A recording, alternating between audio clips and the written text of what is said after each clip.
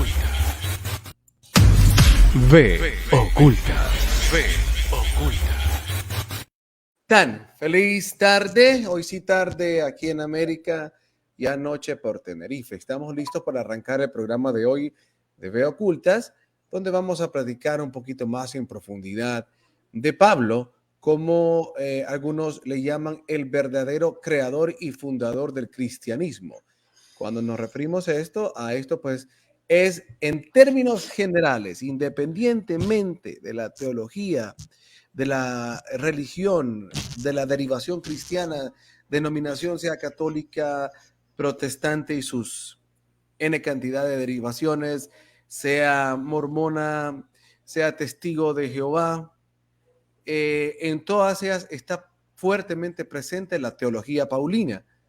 Y más que todo en la cuestión que tiene que ver con esto que muchas veces denominamos como la idolatría a Jesús, como esa manera de ver prácticamente al hombre y no el mensaje del mensajero, no entender el mensaje, sino que anclarse en el mensajero. Ahora bien, cierto es que hay palabras de Jesús que en la literalidad se pueden tomar de esa manera. No sé, Freddy, si quieres que comencemos de repente viendo algunas palabras de Jesús y después nos vamos a Pablo o nos vamos directamente a Pablo. ¿Qué opinas tú?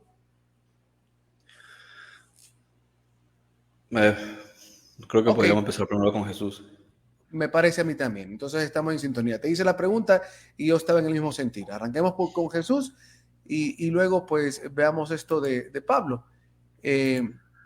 Porque, o sea, si vamos a hablar de la teología paulina como el origen de la cristiandad, pues yo creo que también es justo ver que hay versículos donde Jesús habla y se puede interpretar que la cuestión va directamente a que Jesús es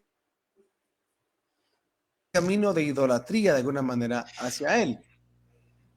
Por ejemplo, vamos a regresar acá, creo que ya estamos, a ver si ya se está proyectando, sí, solo lo voy a poner en completo. Vamos a irnos a algunos versículos donde se pueda ver esta cuestión en la cual hoy estamos platicando. Vamos a ver acá. Ok. Vamos a ver. Ok, vaya, por ejemplo aquí Juan, estas no son palabras de Jesús, pero así manifestó Dios su amor entre nosotros en que envió a su Hijo unigénito al mundo para que vivamos por medio de él. Aquí hay una palabra interesante porque en la cuestión unigénito, por ejemplo, hay ciertas discusiones como que es el único de la genética o el primero de la genética. Entonces por ahí se entiende que Jesús como tal es eso, pues, o sea, ahí se ancla esa idea de que Jesús es el primero de todo, es la primera creación, etcétera, etcétera, etcétera. Pero quiero irme más a palabras de Jesús. Vamos a ver acá donde hay algunas. Ok, vamos a ver. Aquí habían algunas de Jesús. Ok, aquí está, por ejemplo. Una vez más Jesús se dirigió en Juan 8:12. Una vez más Jesús se dirigió a la gente y les dijo: yo soy la luz del mundo, el que me sigue no andará en tinieblas, sino que tendrá la luz de la vida. En otro dice ya el famoso versículo: yo soy el camino, la verdad y la vida. Yo soy el camino, la verdad y la vida. Entonces, vamos a ver qué otro por acá puedo ver. Ok, vamos a ir más adelante entonces. Vamos a ver dónde están los siguientes versículos que tenemos acá. ¿Dónde está? Aquí leer más, perdón. Ok, quiero ver palabras de Jesús. Ciertamente les aseguro, el que recibe al que yo envío, me recibe a mí. El que me recibe a mí, al que me envió. O sea, nuevamente el yo ahí presente. Ok, eso es lo que se puede entender. Entonces de aquí muchos pueden justificar de alguna manera que si alguien critica esa idolatría a Jesús es justificada porque Jesús es nuestro Dios y realmente como dice Pablo, pero estamos hablando de Jesús ahorita, no vamos a hablar de Pablo. Lucas, porque el Hijo del Hombre vino a buscar y a salvar lo que se había perdido. El Hijo del Hombre. Entonces, ¿y quién es el Hijo del Hombre? Jesús se hacía llamar el Hijo del Hombre. Eso es lo que la mayoría concluye. Por ejemplo, acá Dios no envió en Juan 3:17, en palabras de Jesús, Dios no envió a su Hijo al mundo para condenar al mundo, sino para salvarlo. O sea, ahí está, implícito nuevamente. Dios mandó a Jesús para salvar al mundo. Por eso la salvación es por Jesús y todo es por Jesús. ¿Ok? Bueno, veamos entonces acá. Otra vez el yo, Juan 10:9. Yo soy la puerta. El que entre por esta puerta, que soy yo, será salvo. Se moverá con entera libertad y hallará pastos. Nuevamente, yo soy la puerta. El que entra o el que entre por esta puerta, que soy yo, será salvo. Se moverá con entera libertad y hallará pastos. Ok. Bueno, vamos a ver. Bueno, hay una... Ajá. ¿Puedo? ¿Quieres entrar ya o seguimos leyendo alguno más? No. Que una de las cosas importantes a entender es cuándo se aplican las cosas de forma literal y cuándo se entiende que se está hablando de forma figurada. Bien, entonces aquí es una cosa que hay que entender. A veces hay quienes hacen la parodia y dicen si una persona que jamás ha escuchado del cristianismo absolutamente nada, pasase delante de una llamada iglesia y entrase y escuchase a alguien decir, esta es la sangre de Cristo, beban de ella, sale corriendo y piensa que son caníbales o que es un ritual satánico, ¿no? Porque no entiende la parte figurada, ¿no? Entonces lo mismo aquí, Jesús dice, yo soy la puerta. Entonces se supone que es algo cuadrado que tiene un picaporte y tú tienes que atravesarlo. ¿Es de madera o es de metal? ¿Cómo que es una puerta? ¿Es una persona o es una puerta? Entonces, si te está diciendo que es una puerta y tú sabes que es un ser humano y no es una puerta, entonces seguro que está hablando en un sentido figurado. Por tanto, él no es una puerta. Lo mismo que no es un cordero, no es el león de la tribu de Judá, no es el Mesías, no es el Cristo. Son definiciones, algunas son figuradas. No es un camino tampoco, porque no es tierra. Soy el no camino, soy la verdad, soy la vida. No, no es nada de eso, porque él es un ser humano. ¿Sí? No puedes decir que él es la vida, porque entonces, si Jesús estuviese, digamos, a 2 metros de donde estoy yo, y él es la vida, entonces yo estaría muerto, porque yo no tengo vida, porque él no estoy pegado a él. Entonces hay que entender qué es lo que está diciendo, cuál es el sentido figurado de las definiciones y qué significaban esas definiciones en esa cultura. Y por encima de todo, ¿qué significan esas definiciones para nuestro subconsciente? ¿Qué son esos arquetipos? Cuando Pablo, por ejemplo, dice, el Hijo del Hombre vino a salvar lo que se había perdido, cuando Jesús dijo, cuando Yeshua dice, el Hijo del Hombre vino a buscar lo que se había perdido, él no dice yo he venido a buscar lo que se ha perdido, dice el Hijo del Hombre. Y siempre está diciendo el Hijo del Hombre, él no estaba diciendo yo. Algunas veces decía yo, otras veces decía, y en la mayoría de los casos se constata que decía el Hijo del Hombre, entonces no está hablando de él. Y Pablo también dice, porque el Hijo del Hombre, porque dice, ¿cómo es? Porque de tal manera amó Dios al mundo que mandó a su Hijo, no está diciendo mandó a Jesús. Y aquí es donde existe yo creo que los principales problemas, ¿sí? O como cuando está diciendo el texto en Juan, dice porque en el principio era el Logos y el Logos estaba con Theon, o sea, con el Dios, y el Theon era el Logos, ¿sí? Y no está diciendo Jesús estaba con Theon, ¿sí? Él está diciendo el Logos. El asunto es la interpretación. Tú estás asumiendo que está diciendo Jesús, ¿sí? Estás asumiendo que Jesús está hablando de sí mismo. Se basa en lo que en inglés se dice assumption, o sea, asumir, en cosas que estás dando por sentadas. Pero ahí no dice eso, ¿sí? No está diciendo eso. Que lo quieran asumir, eso es lo que genera el problema. Que estás dando por sentado algo, estás interpretando lo que ahí no dice. En un sentido estricto, aquí está diciendo el Hijo del Hombre, no está diciendo Jesús. Jesús no es el Hijo del Hombre. Cualquiera que tenga un hijo, el hijo de él es un hijo de hombre. Por tanto, cualquier ser humano es un hijo de hombre. Y en lengua hebrea lo hemos dicho muchísimas veces. Ben Adam o hijo de Adán quiere decir ser humano o hijo del hombre, lo mismo. Todo el gremio de la raza humana, todos son uno. Si Dios dice que mandó a su hijo y es el unigénito, o sea, el único que ha generado el Bahir, ¿sí? Viene de la palabra Ahad, o sea, el único en hebreo. Entonces, ¿los demás qué son? ¿Qué somos? ¿Piedras? ¿Somos cactus? ¿Que somos un ladrillo? ¿Somos una nube? Si no somos humanos, ¿qué somos? Entonces dice el Hijo de Dios, pero nosotros ¿qué somos? Y te dice Génesis, fuimos hechos a imagen y semejanza. Cuando tú tienes un hijo, esa imagen y semejanza tuya, porque tiene la réplica genética, o sea, tiene una información en la sangre que eso se ha replicado a través de los cromosomas. Y cuando tú vienes en el hebreo dice imagen y semejanza, ¿sí? La palabra que elige ahí, dumut, ¿sí? Dumut es de dam, de sangre, o sea, es una copia genética. Por tanto, si es una copia genética, es el hijo. Todos nosotros somos el hijo del hombre. Nosotros fuimos enviados a este mundo y dice todo aquel que en él cree, no en él, sino en él. Cree, o sea, todo aquel que cree en sí mismo ha encontrado al Cristo. Entonces, todo el problema es que el ser humano no cree en sí mismo, porque no sabe quién es y porque no se reconoce. Por eso dice, cuando os reconozcáis, habréis encontrado el reino, porque se trata de reconocer. Primero tienes que conocer quién eres y entonces vas a reconocer quién eres, porque nosotros existimos y estábamos antes de la fundación del mundo. Por eso dice, el primero antes de todas las cosas, dice primogénito de toda creación. ¿Sí?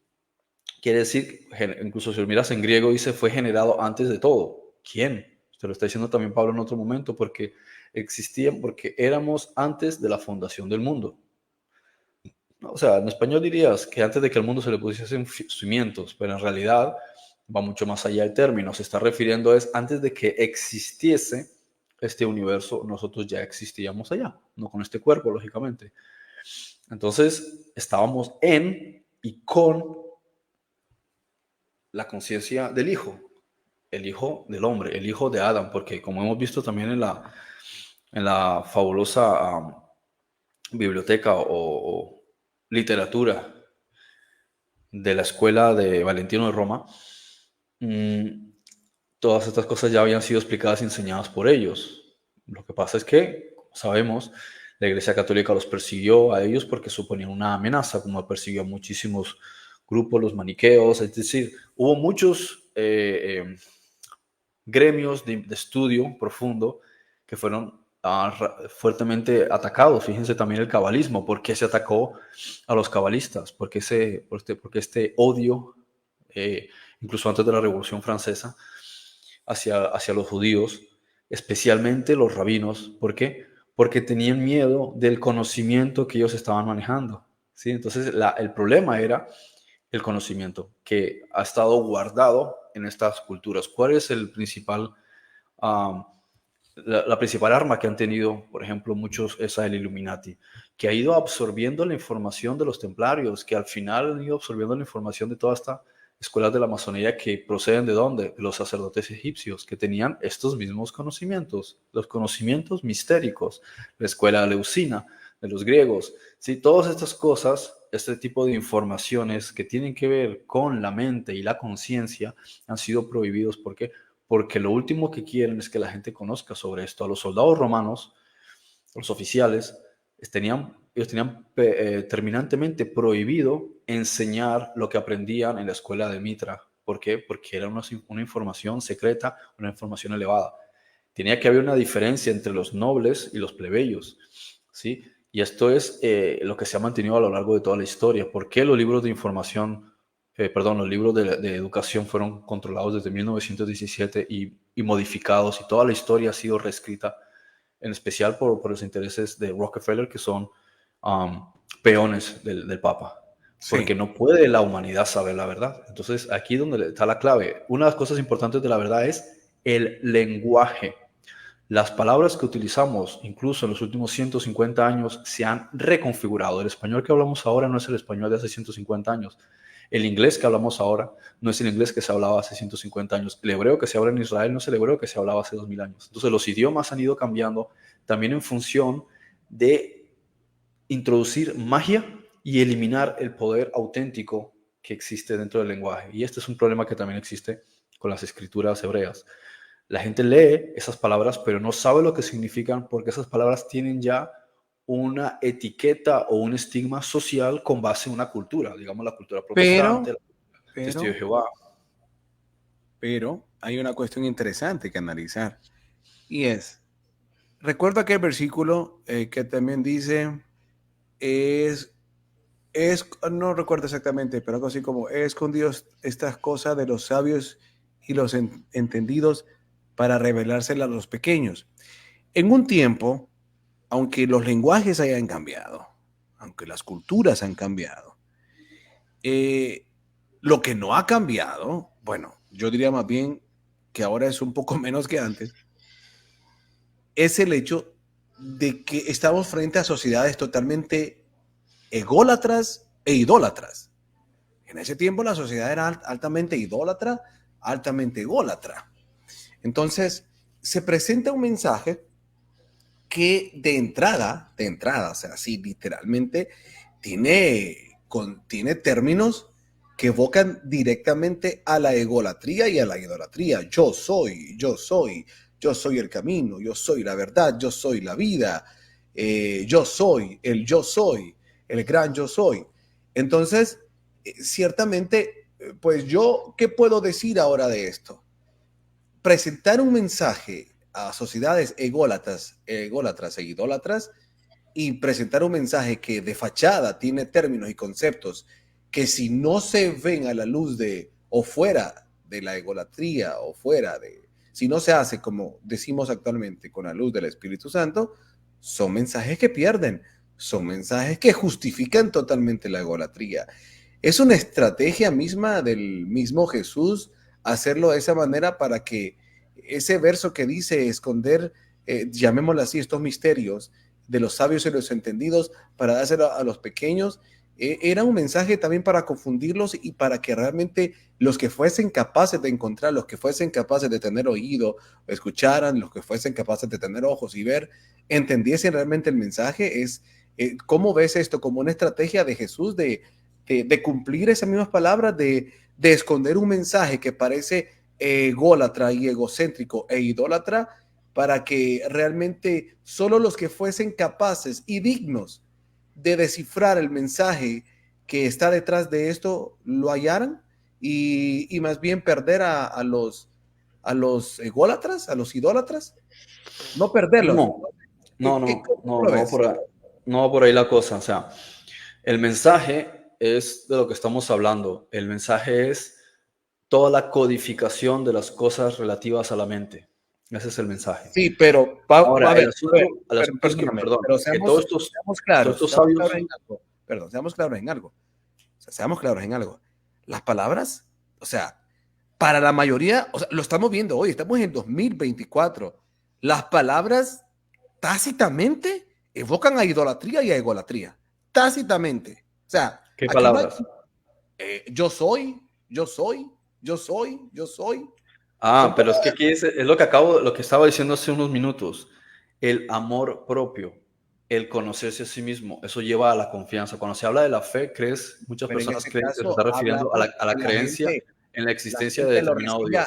Perdón, la gente lo recibe como Jesús. Jesús es el camino, Jesús es la verdad, Jesús. O sea, yo me refiero, Freddy, a ver si no soy capaz de darme a entender. Yo me refiero a que el mensaje tácitamente, directamente, esas palabras, solo una persona que es capaz de descubrir que esa no era una carta de presentación de Jesús. Solo el que es capaz de descubrirlo se da cuenta que Jesús no está hablando de él. Sin embargo, el 80 y pico, 90 y pico % de la cristiandad entiende hoy día que Jesús está hablando de él. Jesús sí, es que estamos hablando de dos cosas. Una cosa es cuando está hablando del Hijo del Hombre y otra cosa cuando está diciendo yo. Sí, cuando está diciendo el Hijo del Hombre es el Hijo del Hombre, no es él. Sí, cuando él dice, si él estuviese hablando de sí mismo, diría yo, cuando las veces que decía yo. Pero cuando estaba diciendo el Hijo del Hombre, no estaba hablando de sí mismo, porque si no habría dicho yo. Es una cuestión lógica, es que hay que saber hablar. Y Jesús sabía hablar. Es decir, él decía el Hijo del Hombre porque no estaba hablando de él. Estaba, eso sí, incluyéndose, porque también él es parte del Hijo del Hombre. Lo que pasa es que en un estado distinto y en un estatus distinto. ¿Por qué? Porque no es lo mismo yo que mi hermano mayor en el sentido de ley. Como primogénito, él tiene una prioridad.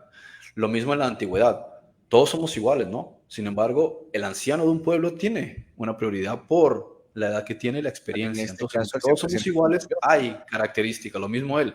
El hecho de que él tenga un conocimiento determinado y una conciencia, una comprensión y una memoria de cosas que los demás no recordaban, lo pone en una situación distinta. Eso es todo. Claro, pero yo estoy refiriéndome, o sea, yo hoy, Racelic Bertrand, yo entiendo que cuando dice yo soy el camino, yo soy la verdad, el yo soy y todas esas comparativas que él hace usando el término yo soy, yo, Racelic Bertrand, hoy lo entiendo como una evocación a que cada uno se identifique con el yo soy, o sea, cada uno es ese yo soy. ¿Sí? Esa identidad divina, eso hoy yo lo entiendo, pero no es algo que la mayoría de la cristiandad lo maneja. Entonces, vuelvo nuevamente. ¿Por qué Jesús presentarlo así cuando sabe que la mayoría lo va a recibir de manera idólatra y ególatra? Entonces, yo analizo y digo, No necesariamente él interpretaría que la gente en ese momento, los que lo estaban oyendo, lo tomarían en ese sentido, pero sino porque él era a las consciente que ellos personas. estaban interpretando que él era el Mesías. Entonces, él estaba utilizando esto desde un punto de vista, Mesiánico. no, estratégico. O sea, si tú estás pensando, digamos que estamos conversando y tú estás pensando que yo soy la persona indicada para un puesto de trabajo, ¿sí? Yo tengo que hablar en consecuencia para que tú estés convencido de que yo soy la persona que tú quieres contratar. Entonces, si ellos estaban escuchándolo, él necesitaba que ellos tomasen en serio lo que les estaba diciendo y confiasen en lo que les estaba diciendo. El asunto es que los judíos no son fáciles de que tú los persuadas con palabras. Entonces los judíos son personas muy tercas y por eso ellos tenían la costumbre de decir, muéstranos señales, ¿sí? Mientras los griegos, por ejemplo, con que tú tuvieses una, como se dice en España, labia, o sea que eres de muy buen hablar, eres persuasivo con la lengua, ¿no? Tienes buena retórica, tienes buena dialéctica, entonces dirían, esta persona sabe.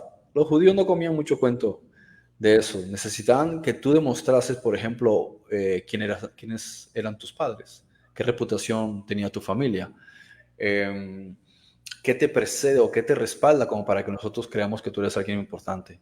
Entonces, si no entiendes cómo funciona el pensamiento del judío, no vas a entender por qué él habla de esa manera. Hasta el día de hoy funciona así. Cuando tú conoces en Israel, por ejemplo, cuando se conoce a una persona, va a valer muchísimo la reputación.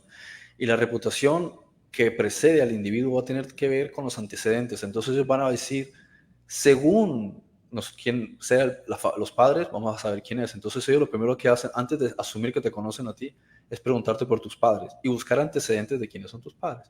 Si tu padre estuvo en la guerra del Líbano, si estuvo en la guerra de Yom Kippur, si estuvo en la guerra de los 6 días, si tuvo participación en el asunto del Holocausto en la Segunda Guerra Mundial, si estuvo en la primera o la segunda aliyá. Ellos te van a hacer este tipo de preguntas para saber quién eres tú. Entonces no te van a preguntar quién eres tú porque les importa un bledo si eres futbolista, si eres político, no. Es quién eres tú en el contexto de qué implica tu familia para nuestra sociedad. ¿Qué han hecho como para que nosotros creamos en tu nombre? ¿Te das cuenta de lo diferente? Yo soy la autoridad. ¿Qué significa ese yo Claro, soy? él está diciendo yo soy, que el yo soy, ¿y qué es lo que dicen los ancianos? Por eso ahí está la parte interesante. La gente de mentalidad simple no se pone a juzgarlo. La gente de mentalidad que se complica, ¿sí? Que estos que tenían esa tradición, lo primero que decían era, pero ¿quién te crees que eres tú? Si tú eres el bastardo, ese que nació por ahí de supuestamente una virgen y que ese carpintero asumió ser el padre, pero todos sabían que él no era el padre, porque allá llegaron los rumores de todo eso. Nosotros sí tenemos un padre, que es Abraham, le insinuaron, en pocas palabras le estaban diciendo tú eres un bastardo. Entonces ellos sabían de toda esta historia de que María y que el ángel, pero claro que no se la creían. Entonces a él asumían que era un don nadie. Aparte le decían, pero si tú eres nazareno, ¿qué quieres tú? Y toda la gente que tuya vienen de Galilea, que esos son de los que desertaron y se dividieron con el reino del norte y se fueron para allá y tuvieron por por capital Samaria. O sea, ustedes no se han reunido en Jerusalén. O sea, cuando no entiendes la mentalidad de ellos, entiendes por qué los religiosos decían, pero tú no eres nadie. Y tu gente no son nadie, no tienen reputación, no estudiaban en las escuelas del rabinato, en el sistema, el rollo académico como nosotros, no son de las familias aristócratas. Tú no eres nadie. Entonces, si no entiendes eso, no te vas a dar cuenta por qué habla de esa manera. Entonces, él habla con una confianza y utiliza un léxico muy determinado, ¿sí? Y la gente decía, este tipo habla incluso mejor que ellos. Y eso es una cosa que también entenderían porque tú sabes cuando una persona es campesina y no tiene letras a la hora de escucharlo hablar. Cuando escuchas a un académico, por ejemplo, un decano, sí, que ha estudiado lengua, cuando él se comunica en una oratoria pública, lo escuchas y dice, este tipo sabe. Entonces, de repente escuchas a alguien, ¿no? Que se supone que vive en una zona de pescadores, que no tienen letra, o sea, que no han estudiado en la escuela, una persona que no tiene por qué conocer la ley porque algunos la estudiaban escuchando a una persona que le enseñaba los días sábados por la mañana. De esa manera no te haces experto una o 2 horas escuchando a otro hablar.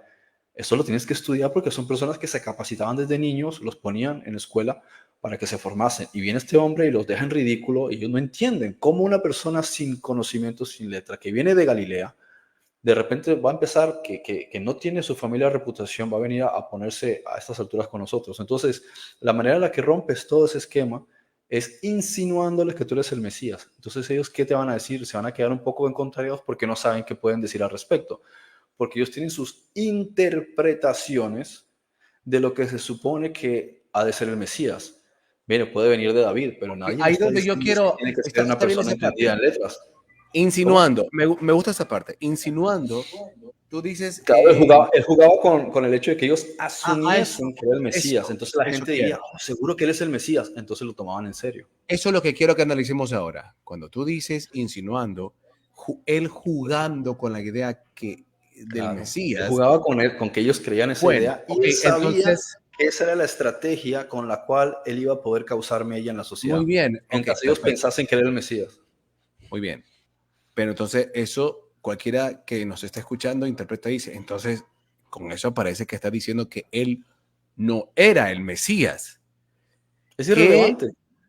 Es irrelevante si era el Mesías. Lo importante es la no, propaganda, lo que tú puedes lograr, aprovechar los recursos que tienes a tu alcance sí, para pero, lograr que o tu objetivo sea, se logre siempre y cuando no engañes a nadie.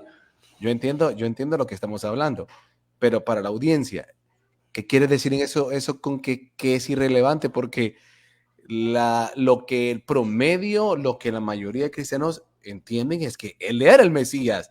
Y al decir eso, tú estás diciendo que no era el Mesías.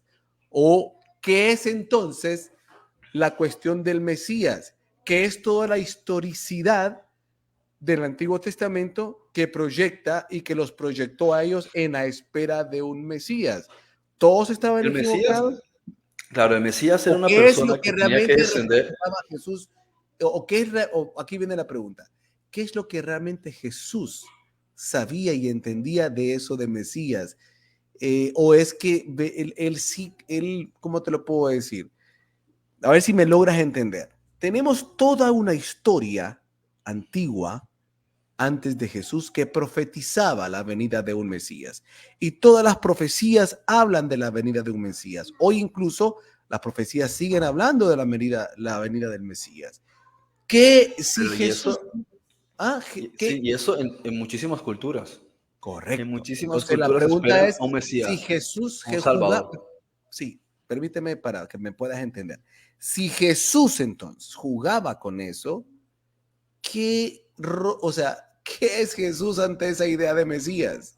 Número uno. Y dos, ¿qué es la realidad entonces que Jesús comprendía sobre todo esto de la venida del Mesías? ¿Qué es la verdad que entendía, crees tú que entendía Jesús sobre la idea de Mesías? Porque jugar con todo esto está hablando de la historia de toda la humanidad esperando un Mesías. Si no hay Mesías, ¿qué es entonces lo que vino a ser, o sea, que era Jesús y qué es lo que Jesús entendía sobre esto? A ver, tenemos que irnos a la definición y a la comprensión de qué significa un Mesías. No hay el Mesías, sino una persona que tenga la capacidad de ser un referente y ayudar en cierto ámbito de la sociedad en cierto momento de la historia a un ámbito determinado de la sociedad. Ha habido personas que han sido Mesías. Moisés, por ejemplo, fue un Mesías para el pueblo de Israel. ¿Sí? Entonces, hay diferentes elementos, hay diferentes momentos, hay diferentes individuos. Por ejemplo, para los franceses durante la Revolución Francesa, Napoleón habrá sido una especie de Mesías. Si vamos a ver diferentes personajes, Simón Bolívar en su momento también pudo haber representado. Porque, es decir, ¿tú qué estás esperando un Mesías? Un libertador. Bien, entonces el Mesías es un libertador. Simón Bolívar libertó. Moisés libertó. ¿Sí? Napoleón intentó. ¿Sí? Entonces, ves, hay ciertos individuos que sirven o en su momento han logrado un estatus o un punto en el que han ayudado a la sociedad o a la humanidad a empujar hacia otro nivel. Ahora, Yeshua lo hace, pero no lo hizo en relación como lo hicieron los anteriores, utilizando milicia o utilizando destrucción o utilizando situaciones de ruptura social, sino que lo hizo a través de un mensaje de amor. Entonces, ese contexto de Mesías nos está hablando más es de una cuestión interna, más que una cuestión social, aunque también es cierto que socialmente también se produjo una sacudida, un terremoto social dentro del ámbito del judaísmo, porque era una especie de rabino que aparecía que no seguía los mismos lineamientos que la mayoría de los que tenían la tradición judaica.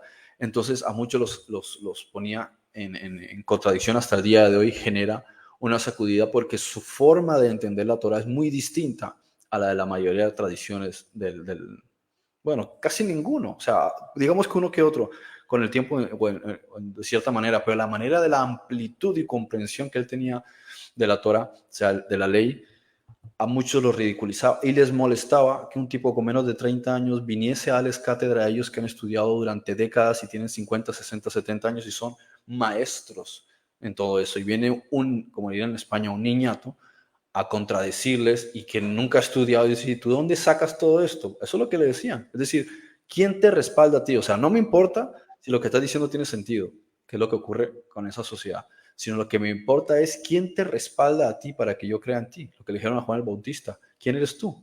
¿Sí? ¿Quién eres tú? ¿Quién te respalda? ¿Quién viene a favor tuyo y dice, sí, pues dice que tiene que haber 2 o 3 testigos, una persona que tenga renombre? Dice, yo y mi Padre, son los que, yo y el Espíritu Santo son los que hacen testigo. Se hacen de testigo. O sea, ahí entiendes por qué él utilizaba este lenguaje y este concepto.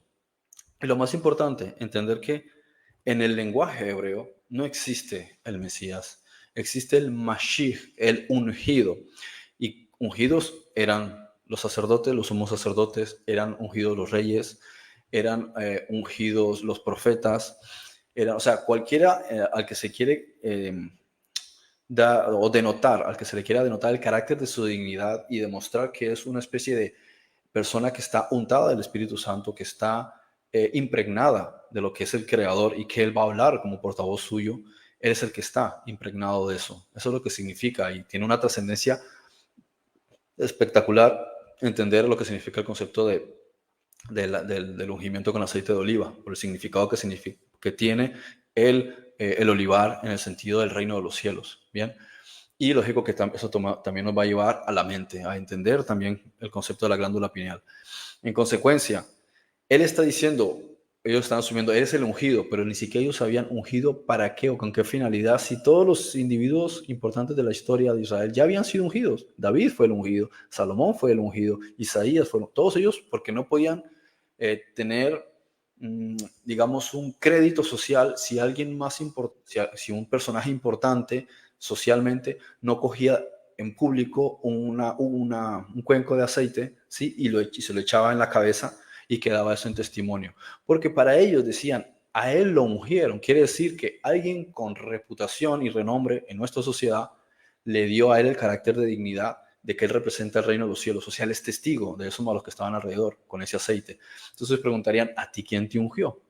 Si no había nadie alrededor respecto de eso. Entonces dirían, no, el que lo sumergió en el agua es el que da testimonio de eso. Entonces él diría, ¿y usted por qué no creyó en Juan el Bautista? Siendo que la sociedad, el pueblo sí creyó. Entonces ves que el asunto de que él se dejase meter en el agua por Juan el Bautista está relacionado con el hecho de que Juan el Bautista estaba dando testimonio de que él se hacía responsable de este individuo. Él estaba diciendo, él es la persona que ustedes tienen que seguir ahora. Y para el símbolo social era meterlo debajo del agua, como en otros momentos era coger un cuenco y echarle aceite encima.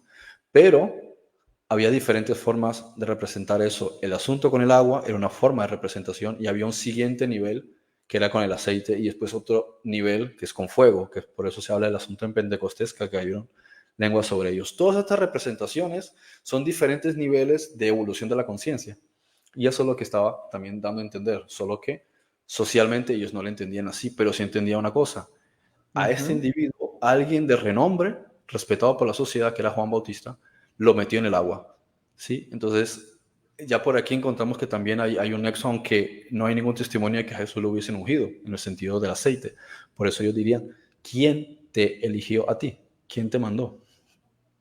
Claro, y en ese sentido, pues es algo que socialmente se sigue exigiendo, lo vemos en las iglesias, por eso en estas corrientes, por ejemplo, también nuevas, hablan tanto de la paternidad, hablan tanto del hecho de estar bajo cobertura, porque se sigue manejando toda esta cuestión, tradiciones de hombres en función de reconocimiento, ¿no?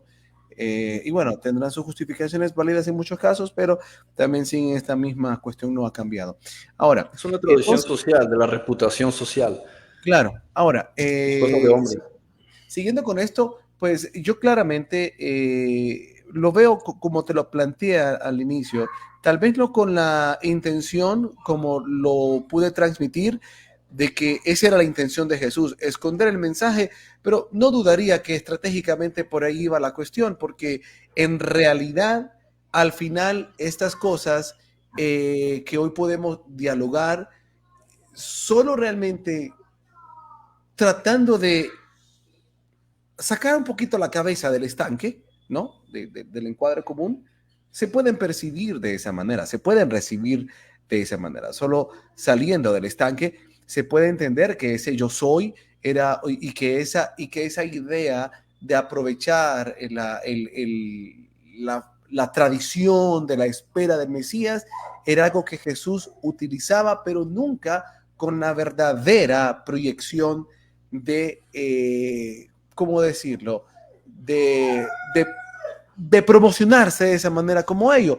Porque, y aquí vendría la pregunta común para cualquiera, y sería, bueno, entonces no fue. Es que el tema es que creo que sería bonito hacer un programa y ya no ahondar más en esto porque nos desveríamos más, un programa realmente de Jesús como Mesías y realmente qué fue, que si fue o no fue, qué es lo que cumple, qué es lo que no cumple, en esas ideas.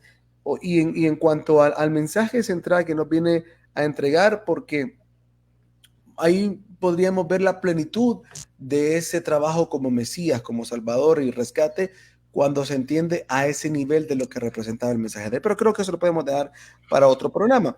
Ahora, quedándonos en este aspecto, me parece a mí que estratégicamente, tú ya lo has dicho, es una cuestión de estrategias, aunque la estrategia al final, utilizando la idea que se tenía, incluso digo yo, la idea idolátrica, que se tenía en esos momentos, creo que Jesús también la aprovecha para luego proyectar a los que fuesen capaces de entenderlo, lo que estaba detrás de esas ideas, llamémosle así, un poco idolátricas, porque entremos a Pablo ahora, lo vemos, ¿qué pasó con Pablo? Entonces cualquiera puede decir, los iluminados tienen la capacidad de irse arriba de Pablo y entender que el mensaje del yo soy, el mensaje que Jesús proyectaba, no era un mensaje de que Jesús se posicionaba como ese ídolo, como ese Dios.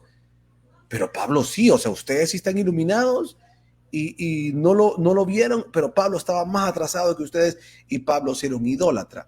Entremos a esto porque también vemos en lo de Pablo que está presente esta cuestión.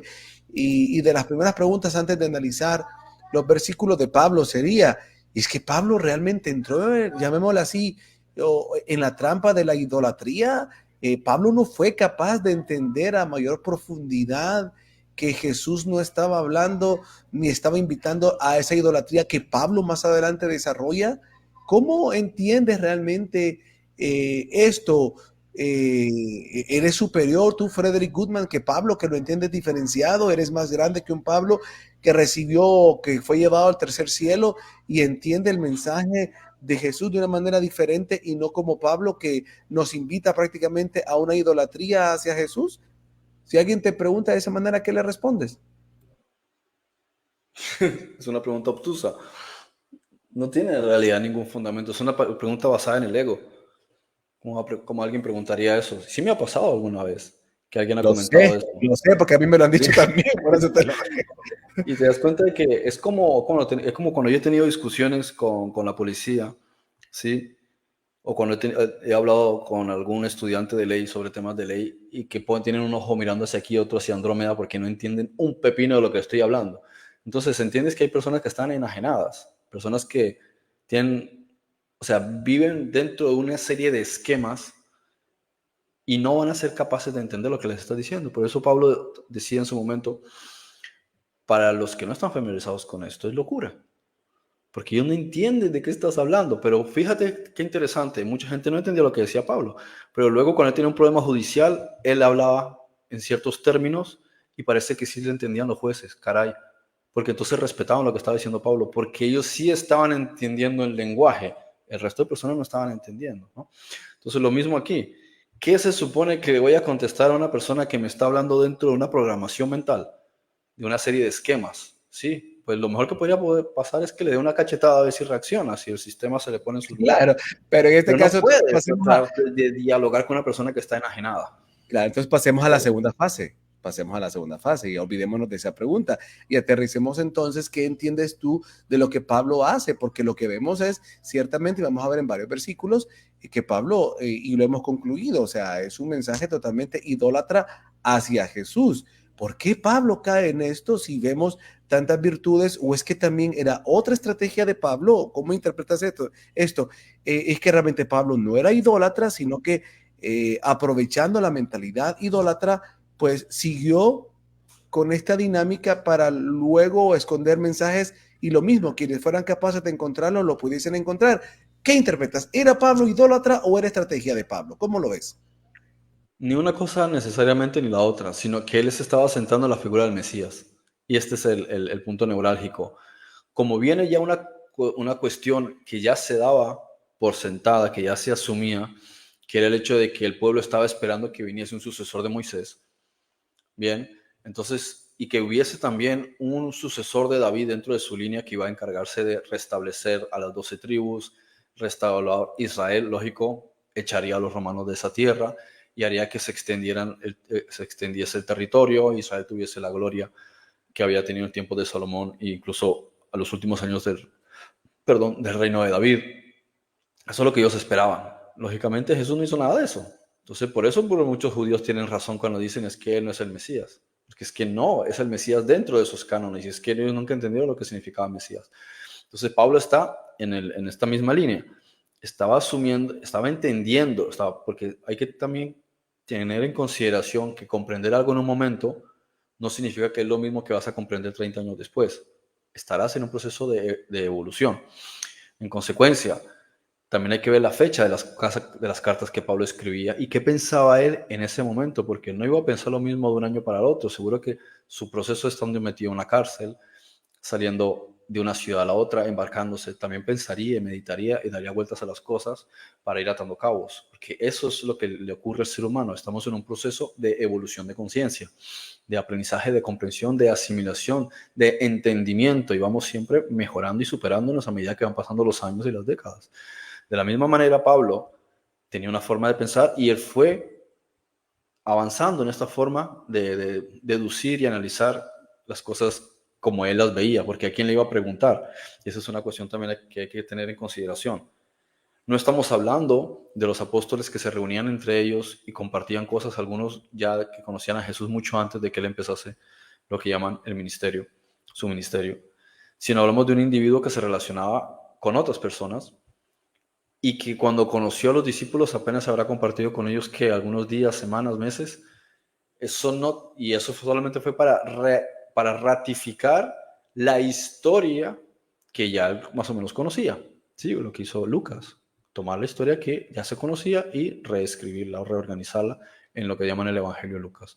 Por consiguiente, él lo que está tomando es lo que escuchó que había ocurrido con Yeshua y empezó a atar cabos. Pero ¿con base en qué iba a atar cabos? Pues el paradigma que él ya tiene, el judaísmo. Entonces, según lo que él ya tiene, que es una cuestión de la tradición judaica, él ensambla.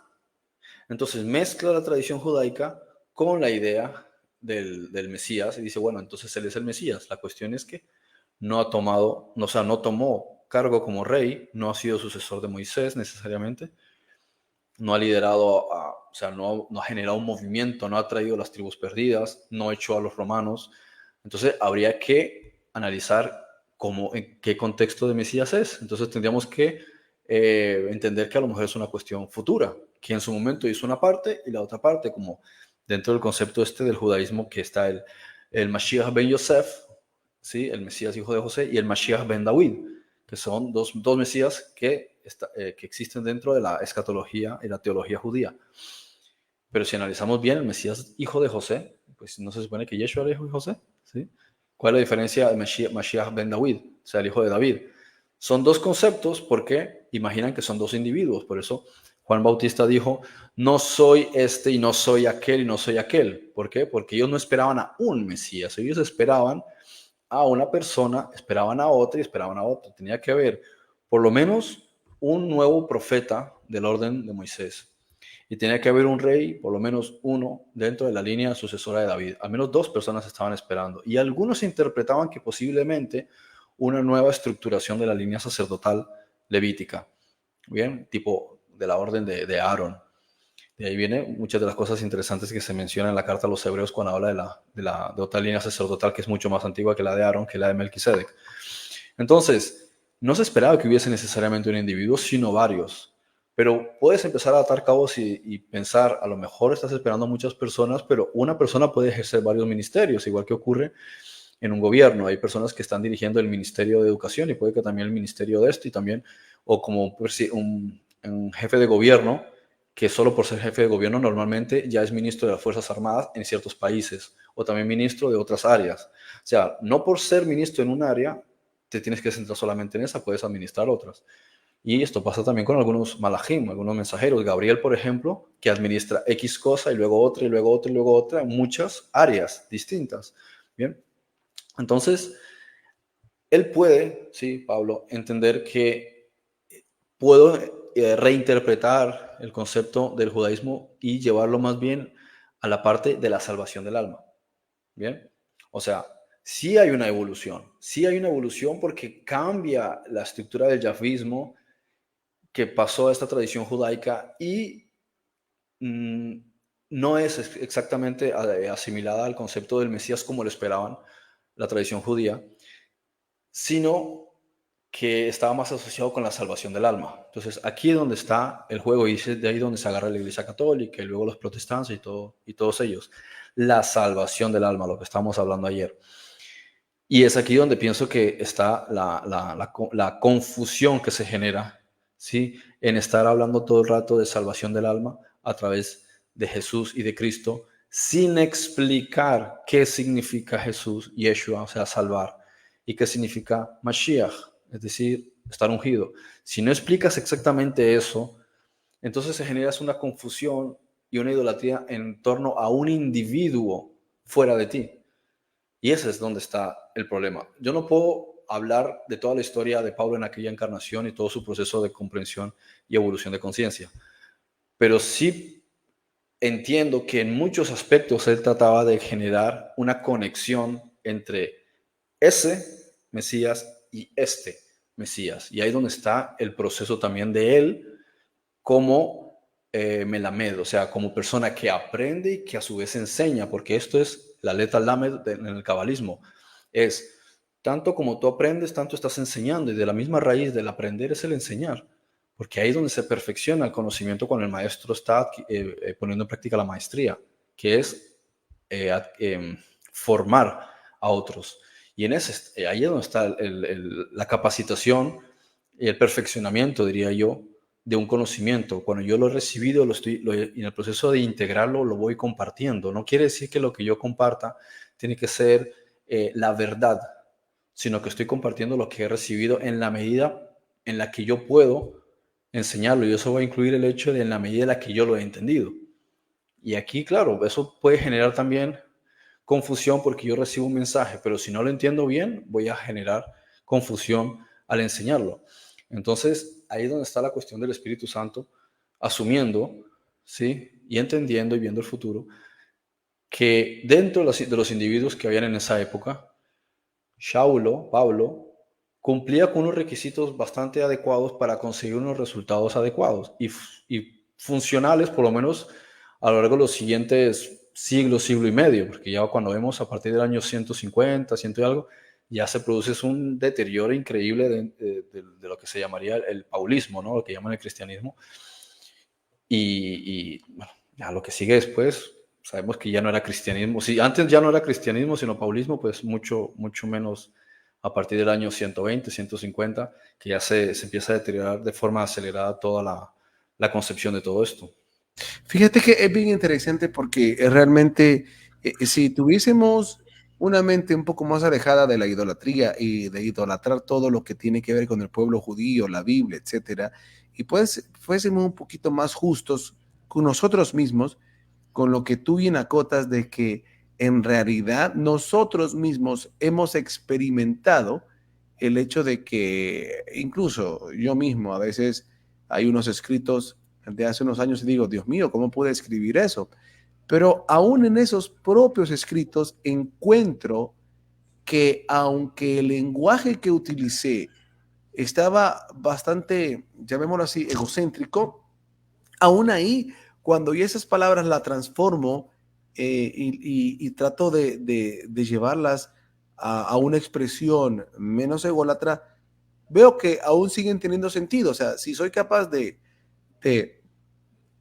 verlas con otros ojos, digo, no, pues mantienen el mismo mensaje, solo que mi intención no estaba, ni mi idea estaba en ese nivel, ¿verdad? Pasa, entonces, si nosotros dejásemos de idolatrar y de tener esa idea de copy-paste, de que Dios le abrió el cerebro a Pablo y le dictó todo, ¿no? Y que así hizo con Isaías y que así hizo, o sea, si entendiésemos que esta cuestión de recibir la información de arriba, de la revelación, de la comprensión, está siempre en juego el factor humano, el nivel, vaya, llamémoslo así, como Pablo utiliza la medida de fe. Y cuando me refiero a la medida de fe desde el punto de vista de la fe como también en una de sus acepciones es la comprensión o la visualización sobre un entendimiento en específico. No como el regalo que de repente alguien puede tener en decir, visualiza algo, lo cree y se manifiesta, ¿no? No solo en ese sentido, que también puede ser, esa también puede ser progresiva, pero me refiero al hecho de la comprensión de las cosas que vamos en progresión y que si nosotros entendiésemos que la misma Biblia también está presente esto, pero como nuestra mente idolátrica no va a permitir aceptar esta información. Por eso muchas veces cuando uno comienza a caminar en esto llega un punto como que rechazas la Biblia, pero después la vuelves a tomar porque te das cuenta que aun cuando hay mucho lenguaje que está en una visión egoica, cuando logras trascenderla te das cuenta que encriptado estaba un mensaje elevado. Me explico. Entonces, ya, o sea, por ejemplo, yo si me veo unos años atrás, yo era como que, no, es que la Biblia es muy confusa aquí y allá, y ahora es como, no, o sea, ahí está el mensaje. El mensaje está intacto. El mensaje está perfectamente intacto en la Biblia, aun cuando se tengan un montón de pasajes que puedan representar egocentrismo, algo, una posición egoica, etcétera, etcétera. Ahí está, ahí está. Si sos capaz de trascenderlo, te das cuenta que ahí está la belleza. Y así puedes hacerlo con cualquier texto, ¿no? Entonces, es importante poder salir de esa mentalidad tan idólatra de las cosas y vernos a todos en un progreso, a ver a todas las religiones en un progreso. El problema es que tendemos a idolatrar a los fundadores, tendemos a, como que si ya todo lo tenían como tú dices, qué mejor ejemplo de Pablo. Nadie, o sea, creo que muy pocas personas podrían visualizar a Pablo como una persona que vive en un progreso de comprensión. Yo creo que la No, y mayoría... mira el propio Pedro. Es que yo creo que uno de los ejemplos que encuentra uno es Pedro, es Jacob. Sí, es que los propios de la historia, los ves como ellos también llevan un proceso. Mira David, el proceso. Salomón, algunos ves incluso un proceso ascendente y luego un proceso decadente. ¿Sí? El mismo Pedro Salomón. era una persona increíblemente misógina. De hecho, una de las razones por las cuales María Magdalena se largó para París fue porque no soportaba el comportamiento machista de Pedro. Pero no quiere decir que Pedro hubiese sido así siempre o que hubiese muerto, como algunos dicen en Roma, comportándose de la misma manera o viendo las cosas de la misma forma. O sea, él también tuvo que recibir muchas veces, digamos, bofetadas de la vida para poder cambiar esos esquemas. Mira que el propio Jesús que le llame a él, representas el ego, eres el Satán. O sea, imagínate cómo se le habrá bajado los humos a Pedro, que de repente le dice, eres casi que la estructura que va a fundar todo esto, y luego lo pone, Apártate de mí, Satanás. le baja, sí, le baja los humos, y no Claro. sería la primera vez que pasa. Y mira, Jacob igual. Los hermanos de Yeshua al principio no entendían nada de lo que estaba enseñando. Y los ves décadas después dirigiendo ellos. Lógico, entiendo que es porque Yeshua también se le apareció a Jacob después de la reencarnación, después de la resurrección, y le dijo, encárgate de esto, ¿sí? Administra eso, porque él parece que después de la resurrección Yeshua tuvo mucho mejor relación con su hermano, bueno, con el hermano mayor, porque después estaba Shimon, después está Yehuda, después estaba Joseph, y después están las hermanas. Pero principalmente con él tuvo muy buena relación, y le hizo ver lo importante que era que él se encargase de dirigir el grupo en general. Fíjate que se lo dice también Tomás, cuando yo no esté, vayan donde Jacob, el justo. O sea, ellos ya sabían quién era, que era su hermano. Pero ¿por qué no aparece en todo el resto de la historia, en los evangelios? ¿Dónde está Jacob? Nadie lo menciona. ¿Sí? Porque ellos estaban en su mundo, con sus historias, en sus temas de la familia, o sea, cuando trabajaban en las tierras, y no sé si se dedicaban también a la carpintería, posiblemente porque esos oficios casi siempre eran familiares. Pero parece que el asunto de la crucifixión, y que después hubiesen visto a su hermano vivo, o sea, vivo, digamos, en cuarta densidad, como materializándose, les cambió a ellos muchas cosas. A su madre también le cambió muchas cosas. Sus discípulos empezaron a pensar de forma distinta. De modo que observa lo mismo. Es un proceso. Ellos empezaron a ver las cosas muy diferente cuando empiezan a hablar con él días, semanas, meses y años después de que ellos se acuerdan de haber visto cómo lo torturaron y cómo lo dejaron completamente muerto. O sea, no vas a decir, no, es que quedó medio muerto, como algunos dicen, ¿sí? Y después él se recuperó de las heridas, ¿no? Nadie ha sobrevivido. O sea, sí hay testimonios de personas que pudieron haber sobrevivido a una crucifixión, pero después de cuánta sangre él soltó, que no había dormido en toda la noche, que estuvo encadenado, que lo golpearon, sí, que lo desangraron, porque a él lo desangraron y él murió por una parálisis del corazón porque ya no había más sangre que bombear. Entonces es imposible. Ellos sabían que era imposible que esa persona pudiese salvarse de eso. De hecho, murió, los demás seguían clavados a ella, tuvieron que bajarlo de los primeros porque ya había fallecido. No podía seguir aguantando después de toda esa situación de que la tuvieron desde la noche anterior.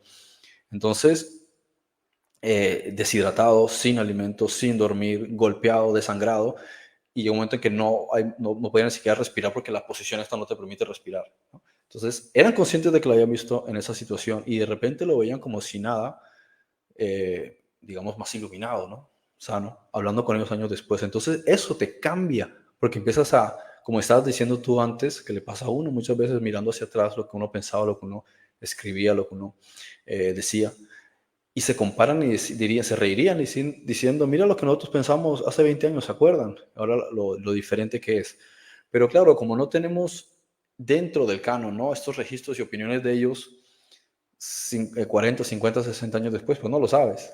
Lo sabemos gracias a la escuela Valentino, por ejemplo, ¿no?, a lo que encontraron estos beduinos en Nag Hammadi, por no extendernos más con las revelaciones que ha habido más recientemente. Pero te quedas con la primera fase de esos primeros, digamos, 10, 20, 30 años, ¿sí? Cuando lo que se narra más que todo es una biografía de los hechos, no las opiniones. Busca dónde están las opiniones de los apóstoles, no existen. Hay una carta cortita de Jacob Hay dos cartas de Pedro, de Kefa, ¿no? Hay, bueno, de Juan sí escribió. Pero ¿y los demás discípulos? No cuentan nada, no tienen nada que contar. Sí, te das cuenta de que aquí hay algo muy sospechoso. Solamente se habla de Pablo, que es el único que no conoció personalmente a Yeshua. No fue discípulo de él, no se la pasó cuando estaban sentados conversando en la intimidad. O sea, me refiero cuando estaban ellos solos, ¿sí? Dialogando, contando historias, los sarcasmos y la irreverencia de Yeshua y su humor muy característico. Sí, su trato con las mujeres, porque Pablo a veces también peca en eso, en sus comentarios respecto a las mujeres, porque él no había visto ese trato de Yeshua con las mujeres, ¿no? Esa afinidad, ese calor humano que no tenían los judíos con las Y mujeres, mira ¿no? que eso es bien importante, Freddy, porque la pregunta sobre esto cae ahora en, bueno, hablamos nosotros y decimos que Pablo es prácticamente el fundador del cristianismo, pero aún yo creo que ahí nos quedamos escasos, porque en realidad Pablo no estuvo detrás de la conformación del canon de lo que hoy conocemos como la iglesia cristiana, pero analizando lo que escribe Pablo, visualizo yo como que muy idóneo realmente la teología de Pablo para utilizar a Cristo como el nuevo Dios de la religión. Veo yo que en realidad el acoplamiento de los libros del Nuevo Testamento, todos están perfectos e idóneos para presentar una nueva religión con un nuevo Dios. No así si se añaden los otros textos que entonces ya No, pondrían en una todo balanza, cambiaría. exactamente, en una balanza y totalmente diferente. Entonces, creo yo realmente que llamar a que Pablo es el fundador del cristianismo, pues él simple y sencillamente desarrolló su cosmovisión, su teología, su doctrina, quienes elevan a Pablo, quienes escogen a Pablo como la base de la teología cristiana, no es Son él. los gentiles, son los gentiles. Es que fíjate, o sea, él no fue y se reunió desde el principio. Fíjate que esperó años. Desde el principio con Kefa, con Jacob, con Johanan, o sea, con estos discípulos los primeros. Y les dijo, ¿ustedes qué opinan sobre esto? No les dijo, miren, estoy haciendo tal cosa, ¿qué opinan? O sea, no, él cogió su propio criterio y su propia línea, su propio camino. De hecho, Jacobo, Santiago y Kefa, Pedro, tampoco necesariamente tenían las cosas muy en común. No necesariamente tenían muchas cosas en común. Discrepaban y tenían sus discusiones. Y sabemos que Pablo y Pedro al principio también tuvieron muchas diferencias. Entonces te das cuenta que ocurre lo que suele pasar. Mira la historia también de Calvino y los luteranos y demás. Ellos empezaron también a tener decisiones. Entonces tenemos que el ser humano piensa y luego existe. Piensa. Entonces, eso es característico del ser humano, como de ahí la frase de Descartes, pienso y por tanto existo. O sea, pienso y eso me hace, como dice la propia ley natural, el hecho de que tú pienses ya es algo que tiene tu copyright, es algo que es tu creación, la capacidad de pensar. Entonces tú tienes una idea y eso es tuyo, es propio tuyo. Por tanto, lo que se llama como cristianismo no es otra cosa, sino es el paulismo, es la forma de entender las enseñanzas de Yeshua por parte de Pablo con base a la tradición judaica. Eso es lo que es. Entonces es una especie de mesianismo, ¿sí? Basado en el concepto Es un del Mesías con Yeshua. sincretismo. Es un Sí, es más un sincretismo. sincretismo. ¿Ah? Básicamente era eso. Básicamente Sí. era eso, pero tienes que, o sea, también hay que tener en cuenta que los otros discípulos tampoco discrepaban mucho de tener esta visión. Digamos, podríamos exceptuar a Juan, que tiene más la idea de centrarse más en la hermandad, centrarse más en los frutos del amor. Eso es como más lo veía. Pero fundamental es que las grandes revelaciones que Yeshua transmitió era trascendental, fundamental, que no quedasen registradas en un canon que fuese para el pueblo, para el vulgo, porque si no la Iglesia Católica perdería completamente el poder. Para ellos era, como estaba diciendo tú hace un momento, era buenísimo, era excelente dejar las cosas tal como estaban y como se habían interpretado con ciertos libros, ¿sí? Entonces eligieron unos libros que permitiesen generar una visión particular de las cosas. Eso sí, haciendo 25 modificaciones. dentro de esos libros, en especial del Nuevo Testamento, como se le llama. Entonces, de ahí, de los libros que iban a dejar, las cosas se podían interpretar de la manera que a ellos les convenía, a grosso modo. Eso sí, tuvieron que coger y quitar, esto hay que quitarle, esta palabra, esta palabra, esta palabra, y vamos a agregar esto aquí y esto aquí. Hicieron 25 modificaciones y después de discutirlo bien, cogieron 20 libros que estaban ahí y dijeron, no, estos libros no los podemos dejar porque van a entrar en contradicción con la versión que a nosotros nos conviene. Entonces los deshicieron. Lógicamente todos los demás desde el principio dirían, ni en broma vamos nosotros a considerar estos libros, porque esto nos deslegitima a nosotros por todos lados. De hecho, tal es así que de no haber sido porque dejaron las escrituras en latín y que solo ellos manejaban el latín, lo que era la curia, y que el resto de personas no solo eran iletradas, sino que no tenían acceso a la escritura, estos libros. De no haber sido por eso, y de no haber sido porque no estaban los judíos, y que ya los apóstoles habían muerto, la Iglesia Católica no hubiera conseguido lo que consiguió. Porque desde el mismísimo instante que una persona lea la ley, ¿sí? El tema de Israel, se preguntaría, ¿y la Iglesia Católica qué papel está cumpliendo aquí? ¿Está cumpliendo aquí? Ellos están aprovechando eso porque es la estrategia perfecta para tomar control del mundo. Ese es el gol aquí. Eso es lo que estaban buscando. Que la parte política del Imperio Romano lograse una amplitud, pero no podía lograr esta amplitud sin el apoyo de la sociedad cristiana. Y como estaban de enemigos, ¿sí? La estrategia adecuada era, vamos a tomar el cristianismo y lo vamos a convertir en religión del Estado. De esa manera logramos asimilar a la oposición en vez de que sigan siendo enemigos nuestros.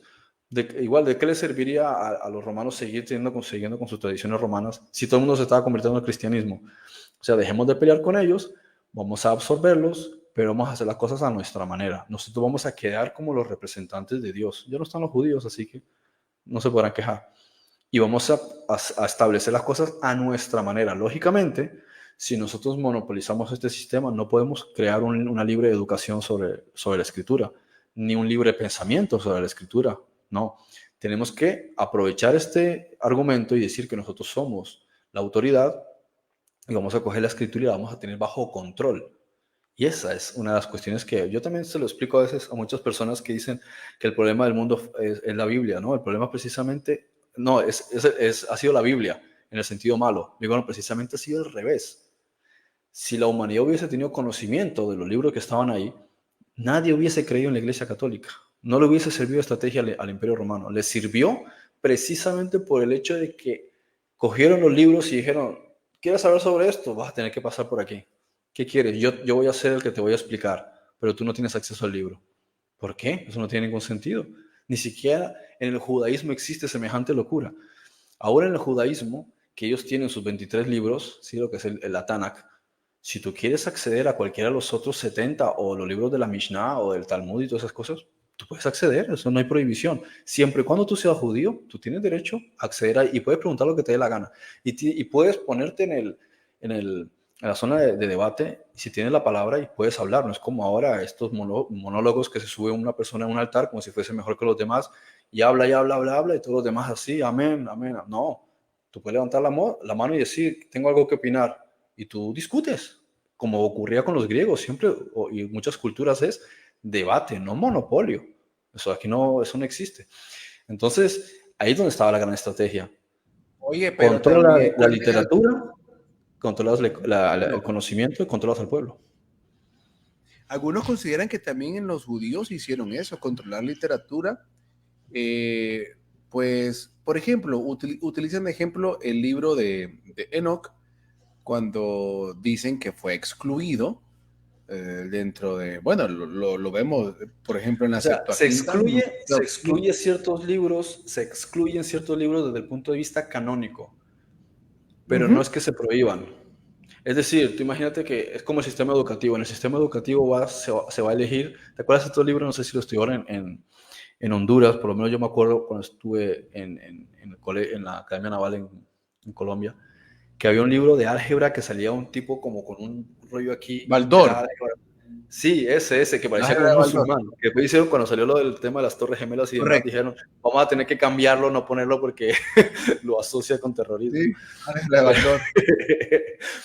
Pero claro, te das cuenta que el sistema educativo tiene una serie de libros. Entonces, no sé cómo sería en Honduras, pero me parece que nosotros, y creo que aquí también se hace, tenías que leer Don Quijote y tenías que, en algunos lugares, leías el libro de Ami, o ¿cómo se llama? El Principito, creo que era. Entonces, hay algunos modelos estándar, ¿sí? Pero hay otras cosas que no. Y aparte porque también el currículo educativo es casi como una carrera. El profesor tiene que conseguir que estas pautas se consigan para este mes o para este trimestre y para este año X y tales libros. Y te mandan, se tienen que leer este libro, este libro, este libro. Entonces, hay un esquema. No quiere decir que tú no puedas leer otros libros. Me da la gana leer mi Mein Kampf, ¿no? El libro de Mi Lucha, supuestamente de Adolf Hitler.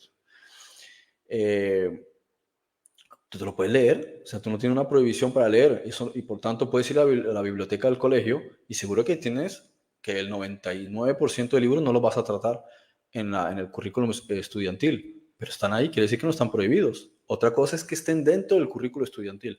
Lo mismo aquí, hay unas cosas que se enseñan en la sinagoga y otras que no. Lógico que hay algunas que no las enseñan por conveniencia, por eso no quieren hablar del libro de Daniel. No, son cosas que ya pasaron.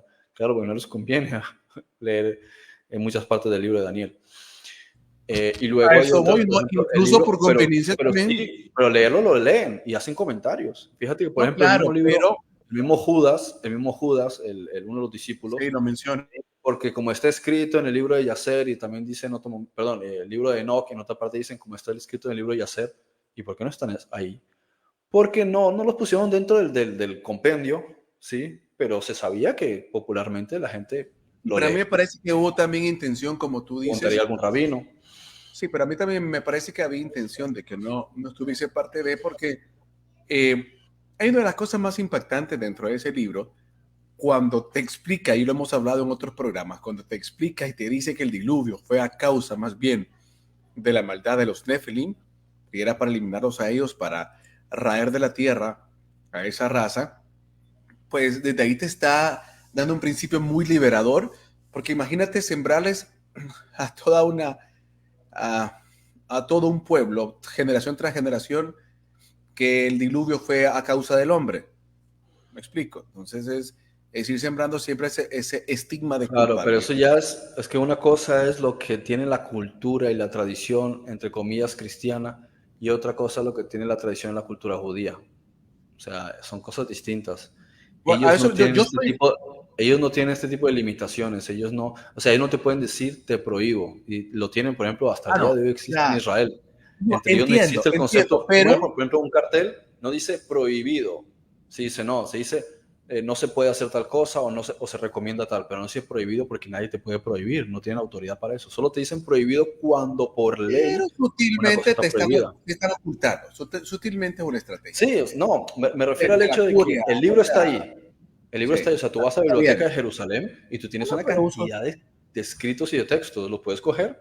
Otra cosa es que tú pretendas que en la sinagoga te las enseñen. No, no está. Ellos no te van a enseñar eso en la sinagoga. En la es como sinagoga otro se va a tipo de leer manipulación. Isaías y los Midrashim y sí, bueno, todas estas pautas que ellos siguen, sí, la halajá y todas esas cosas te van a enseñar en la sinagoga. De hecho, te van a enseñar mucha más tradición que libros en realidad. Ya los libros como, estamos cansados de leerlos, entonces tradición y que si el rabino no sé qué cosa del siglo no sé cuánto de Polonia opinó sobre no sé qué en el Talmud, perdón, en el Talmud, ¿qué? En el Talmud, Yerushalmi, y se ponen ahí a hablar, es pura filosofía.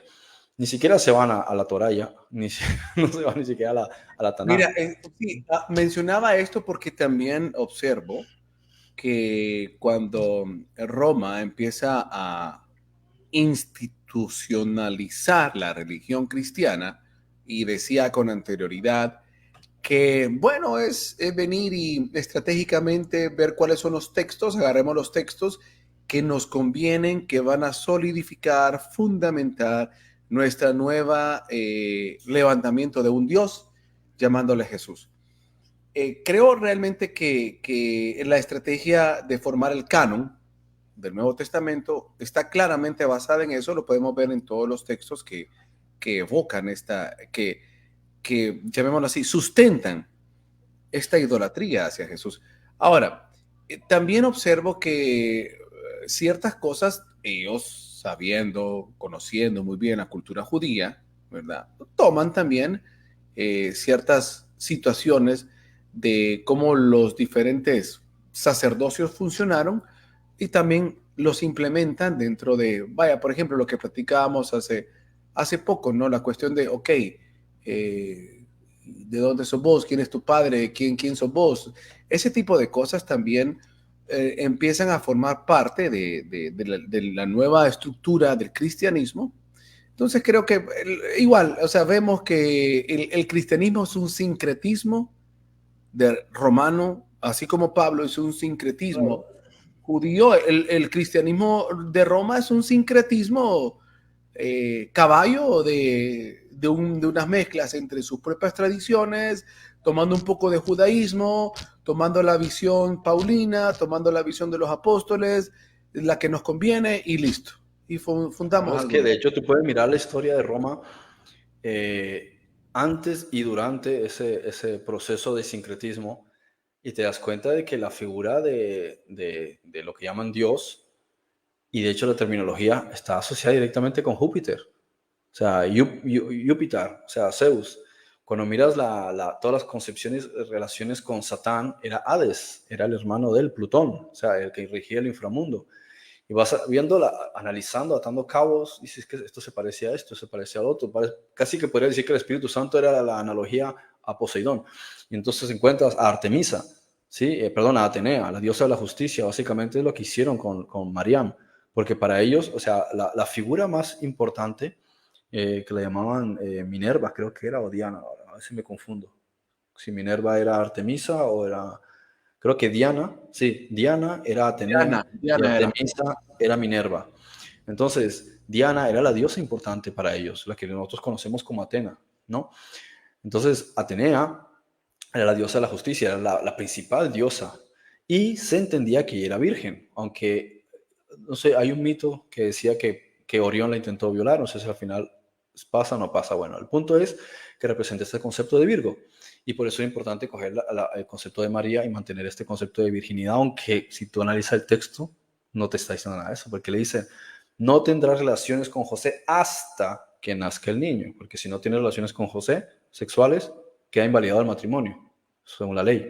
Entonces, son cuestiones, vas analizando los 12 discípulos, los 12 personajes que estaban, que eran los 12 olímpicos. Zeus tenía 12 dioses en el Olimpo, el Olimpo vendría a representar el Vaticano, lo que en ese momento, lógicamente, era la sede principal de las 7 colinas que tenía Roma, ¿no? O sea, en el eje de las 7 colinas de Roma.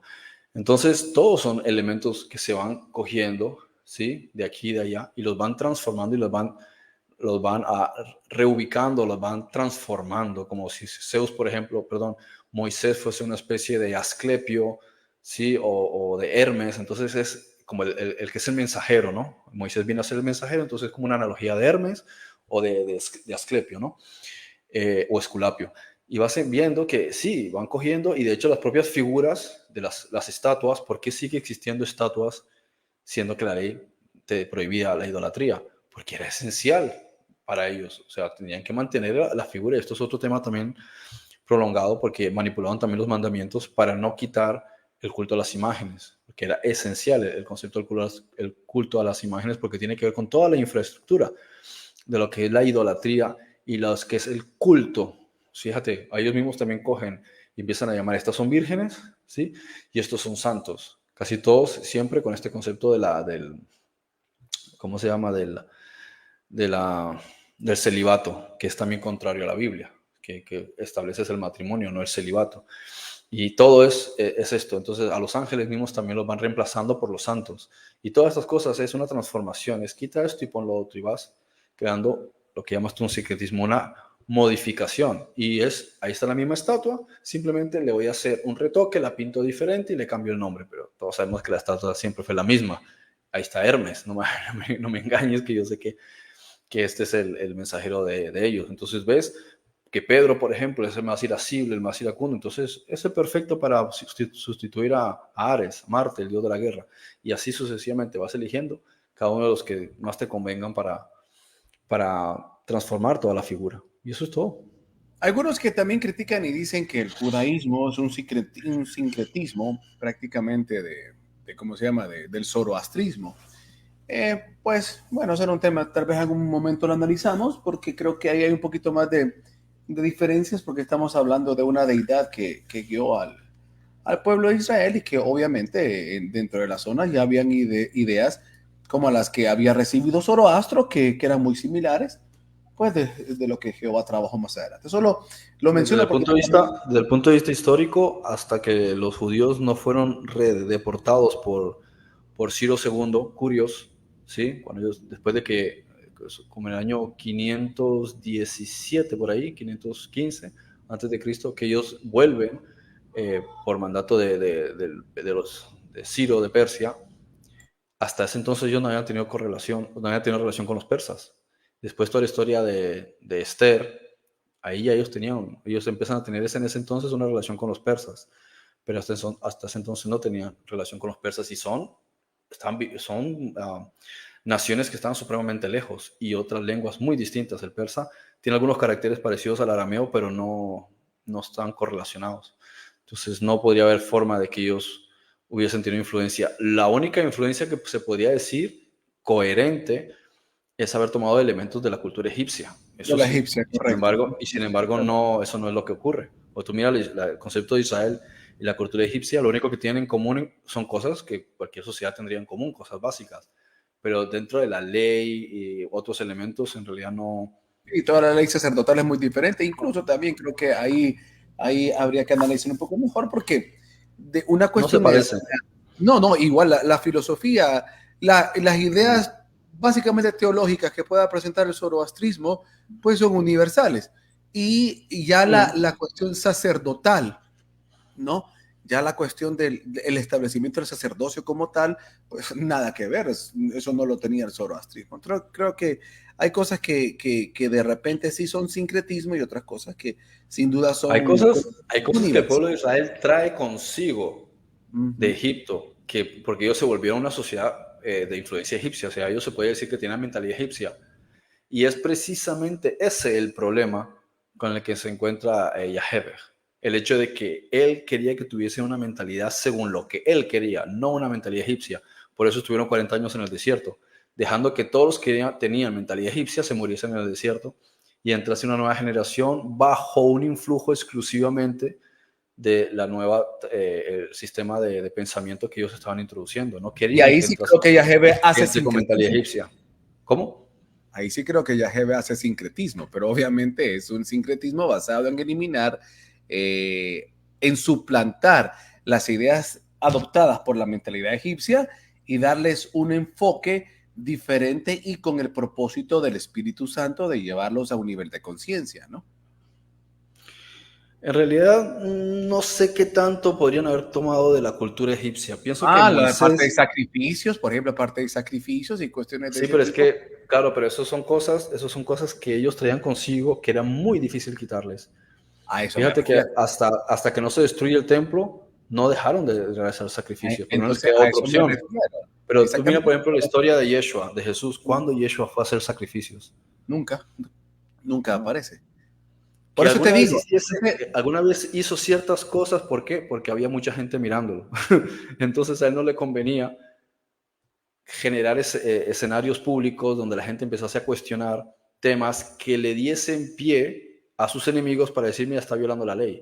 Entonces, a veces simplemente quieren que haga tal cosa, venga, tal. Que quiere que le dé una moneda, que quiere que le pague impuestos. Como yo soy hijo de un rey, ¿cómo voy a pagar impuestos? ¿Cómo te ocurre? Pero para evitar discusiones, mira, Pedro, vete ahí y tráeme una moneda. Va a encontrar un pescado que tiene una moneda. Listo. O sea, no vamos a entrar ahora en conflicto por esas cosas, ni voy a ser motivo de, de problemas, te voy a seguir la corriente, siempre y cuando no entre, claro, en contra de mis principios. sí, sí, a eso me refiero, bueno, no, a lo que me refiero es que en la cuestión de los sacrificios y toda esa cuestión, pues es un secretismo en qué sentido, en que, bueno, ok, vamos a utilizar estas ideas que tienen, pero le vamos a dar un nuevo sentido y ahí vamos a codificar cosas para que más adelante Vale. entiendan, a eso me refiero. Sí, sí, claro. ¿Verdad? En Entonces, ese claro, en sentido ese sí es cierto, sentido, pues, porque si no hubiese sido, o sea, si hubiese sido realmente un problema que no estuviese relacionado con el subconsciente, les habían prohibido los sacrificios desde el principio. pero como sabían que los sacrificios de animales están correlacionados en el subconsciente con el sacrificio, o sea, con la eliminación, porque para ti, para el ser humano es un sacrificio porque estás sacrificando. Cuando tú tienes que luchar contra algo que te gusta, estás realizando un sacrificio y lo sacrificas porque quieres conseguir un bien mayor. Entonces renuncias a algo para conseguir algo mejor. Entonces tienes que matar el lagarto que hay en ti, tienes que matar el conejo que hay en ti, tienes que matar el búho que hay en ti. Entonces tienes que ir eliminando ciertas cosas que hay en tu comportamiento que no son afines con la trascendencia del ser. Entonces, por ese lado vieron una oportunidad para, sí, efectivamente, introducir otros elementos. Pero Así no es. es porque realmente les interesase. Y aparte también recordemos que el hecho de sacrificar un animal para ellos significaba sacrificar tus ingresos, ¿no? Claro, otra cosa. Entonces había varios elementos por los cuales vieron propicio que ellos siguiesen realizando sacrificios de animales. Por lo menos de animales, no como hacían los cananeos, que sacrificaban personas. Claro. No, y aparte sacrificar a una persona, bueno, hay más que discutir por ahí.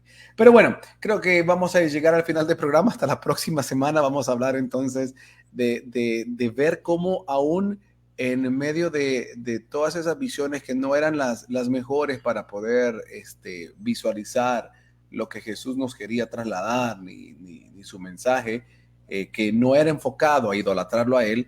Aún así, dentro de toda esa información que Pablo escribe, ciertamente inspirada por el Espíritu Santo, él mismo tiene el cuidado de codificar en todo eso y proyectarnos a ideas más trascendidas, que es lo que vamos a ver en la próxima semana, leyendo estos versículos de Pablo, poder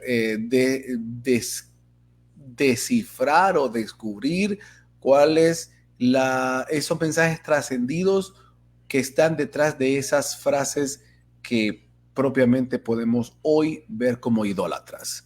Así que vamos a hacer ese ejercicio la próxima semana. Hoy vamos a hacerlo, pero pensándolo bien, visualicé que era mejor entrar por Jesús, ya que pudimos observar o podríamos ver y decir, bueno, Pedro, Pablo y cualquier otro que pudo haber escrito en función de una idolatría de Jesús, pues no es como decir, tienen la culpa completa porque el mismo maestro utilizó palabras que se pudiesen interpretar de esa misma forma. Creo que era justo arrancar por acá para luego la otra semana ya analizar más de lleno a Pablo, que es la pieza principal de la Iglesia Católica para fundar toda la teología del cristianismo que popularizó. Bien, nos vamos, Frederick. Gracias por acompañarnos. Muy bien. Perfecto. Hasta la próxima semana entonces en Veo Ocultas. Gracias por acompañarnos. A todos bendiciones. Gracias. Ve ocultas. Ve ocultas.